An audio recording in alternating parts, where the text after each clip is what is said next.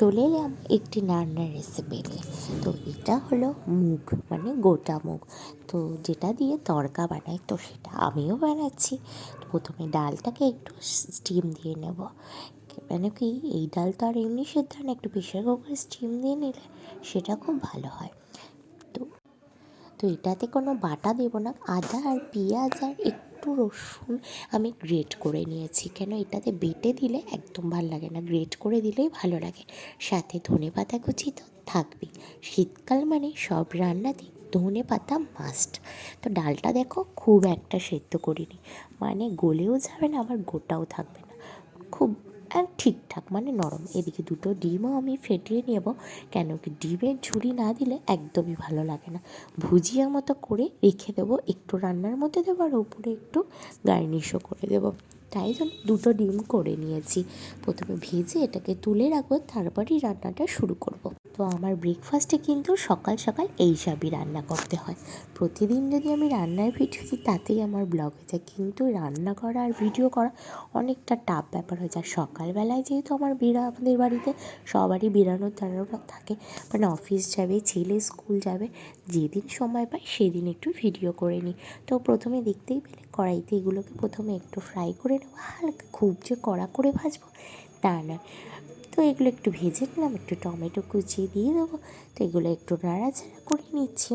তো তড়কা খেতে কে কে ভালোবাসা, রুটির সাথে তড়কা কিন্তু ভালোই লাগে, তড়কা রুটি মানে ভালোই।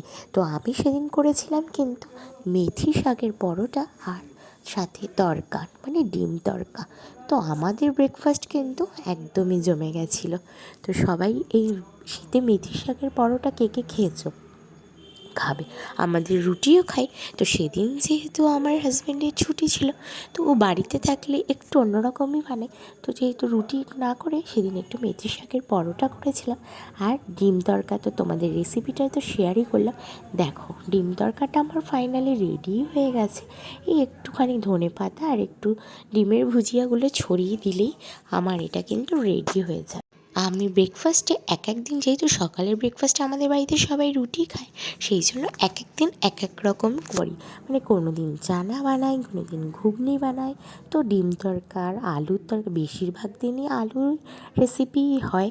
তো যেদিন আমার একটু সময় থাকে, মানে অন্য রান্নাবান্নার চাপ থাকে না, যেহেতু আমার হাজব্যান্ড সকালেই অফিসে বেরোয়, আমাকে রান্নাটা একটু সকালেই করতে হয়, সেদিন আর এইসব নকশার খাবার নিয়ে বসলে হয় না। তখন ওই বেশিরভাগ দিন আলুর রেসিপিই করি, কেন কি আলু একটু বসিয়ে দিলেই হয়ে যায়, আর এইসব করতে গেলে তো জানোই।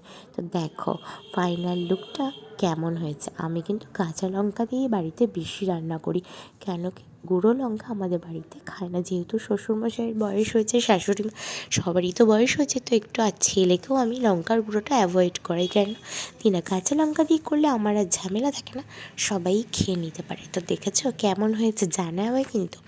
তো ডিম তড়কা খেতে কে কে পছন্দ করো, আমাদের বাড়িতে সবাই পছন্দ করে, মানে আমি মোটামুটি যা রান্না করি সবাই ভালোই বাসে। তো ভিডিওটা ভালো লাগলে লাইক করো, টাটা।